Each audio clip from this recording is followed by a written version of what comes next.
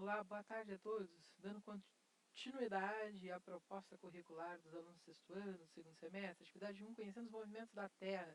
O eixo proposto é a natureza, os ambientes e qualidade de vida. O objetivo de conhecimento aqui nesse eixo temático é a formação geológica da Terra e seus fenômenos endógenos. Geológica, da sua formação, suas camadas, do tempo, o tectonismo, os minerais, né, as formas. E os fenômenos endógenos seria aquilo que acontece no interior da Terra. Os objetivos de aprendizagem e desenvolvimento é compreender a origem da crosta e a formação dos continentes, analisar e compreender os fenômenos internos e externos modificadores dos relevos, compreender a origem da crosta e a formação dos continentes. Matriz de saberes é o pensamento científico, crítico e criatividade. E os objetivos do desenvolvimento sustentável é o combate às alterações climáticas, tá certo? A princípio, quando a gente pensa forma e movimento, são também fenômenos externos.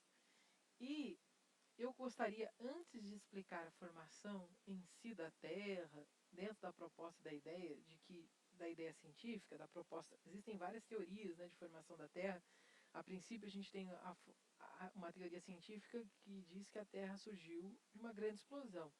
Havia um átomo único e nele havia uma grande concentração de energia. E essa grande concentração de energia fez com que essa pequena partícula explodisse, e aí ela se expandisse no universo. Isso fez com que poeira e material celeste, na verdade corpos celestes, foram se estratificando, fossem se condensando por causa do calor existente, essa pressão, esse gás e essa poeira que estava suspensa na atmosfera. Através de movimentos centrífugos e centrípedos, né? Que se imagina aí o movimento da máquina de lavar, o movimento que você faz quando você desce a serra para ir para a praia ou sobe, o movimento do liquidificador, são movimentos semelhantes. Eles vão condensar as matérias, essa poeira, esse gás, formando esses objetos rochosos, formando os primeiros planetas, os primeiros corpos celestes.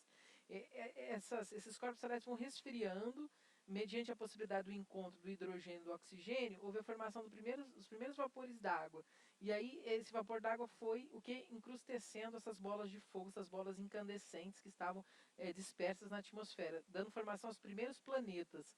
Os planetas então iriam se compor, se juntar dentro nesse caso nosso, dentro de uma galáxia chamada Via Láctea. O termo vem aí lá da mitologia grega, do mito de Herodes e Hera, se eu não me engano, né? Da traição, do leite que espirrou no universo, quando então Hera descobre que o filho que ela estava amamentando não era dela. A gente sabe que depois dessa formação existe um movimento dessa bola chamada Terra, que é o terceiro planeta do sistema solar. E ele tem um movimento que acontece em volta do seu próprio corpo, né?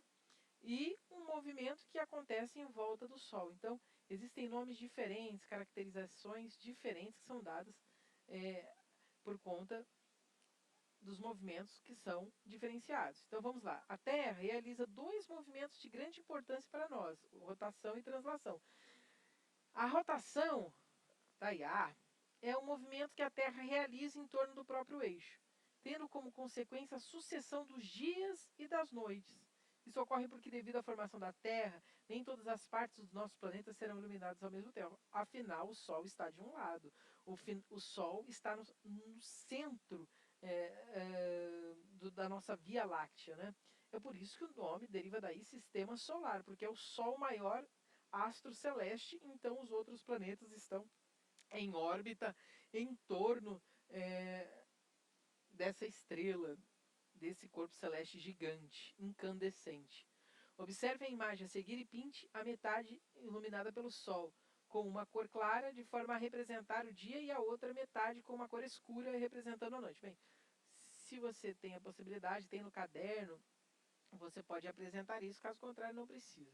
Quando é noite em um lado, em uma metade, no outro é dia, ok? Então é dia onde você tem a radiação solar sendo incidida sobre essa superfície da Terra, E o lado que o Sol não consegue chegar, porque o Sol corta aqui em cima, mas ele não pega essa parte.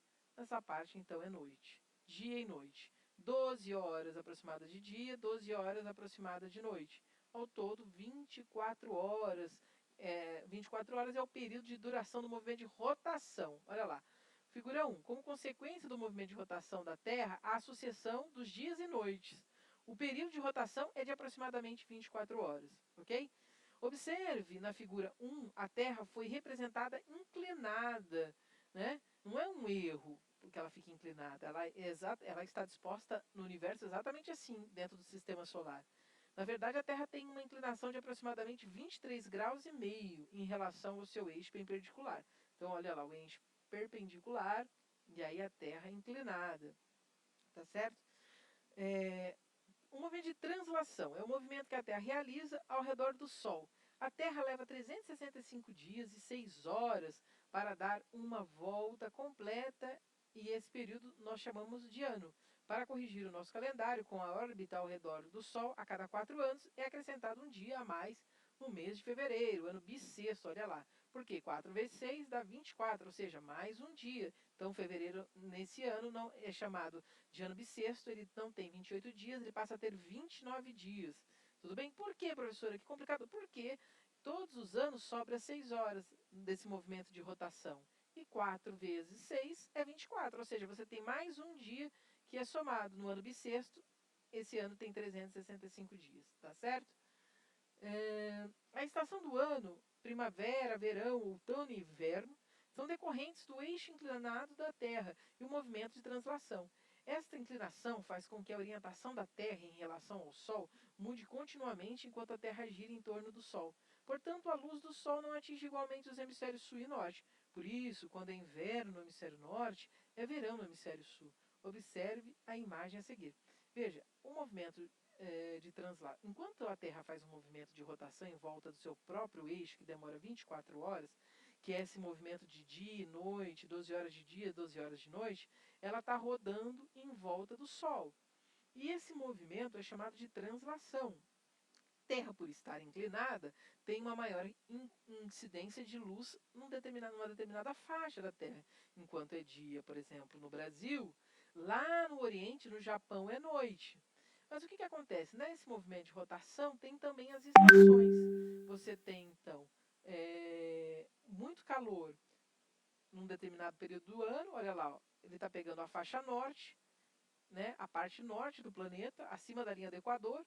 Quando chega aqui do outro lado, o hemisfério sul, recebe mais luz. Então a estação do ano aqui é verão.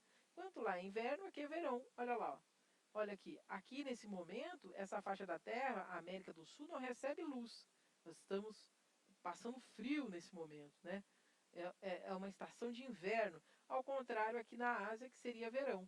E aqui você tem a estação do ano, você passa na América ter verão, enquanto aqui a África, a parte da Ásia, você tem o inverno. Por conta da incidência de radiação solar. Na verdade, na América do Norte, né? Desculpe, não pega a África, a parte sul, a parte abaixo da linha do Equador. E esse movimento é esse chamado de translação que demora 365 dias, 6 horas.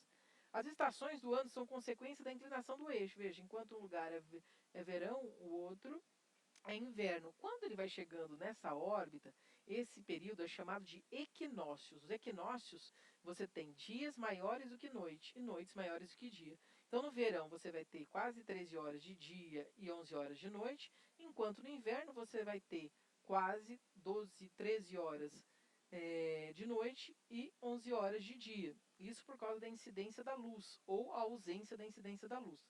Quando ele chega nessa faixa, que são as estações medianas, ou seja, o outono e a primavera, o eixo da Terra já está mais reto, ele não está tão perpendicular, tá certo? A Terra o Sol já distribui calor nas suas duas faixas, norte e sul. E aí você tem aqui é chamado de equinócios, dias e noites iguais. Enquanto no verão e inverno são solstícios, mais dia e mais noite, tá certo? Observando a figura 2, qual a estação do ano do hemisfério sul? Quando a Terra está no ponto A. Olha lá, observando a figura 2, qual a estação do ano no hemisfério sul? Vamos olhar a figura 2. Figura 2, qual a estação do ano no hemisfério sul? aqui, hemisfério norte, hemisfério sul. A estação, sul recebe mais estação do ano, verão, tá certo? Quando a Terra está no ponto A. Então, no ponto A é inverno, tudo bem? No ponto B, você tem o verão, tudo bem? Enquanto na América do Norte é inverno.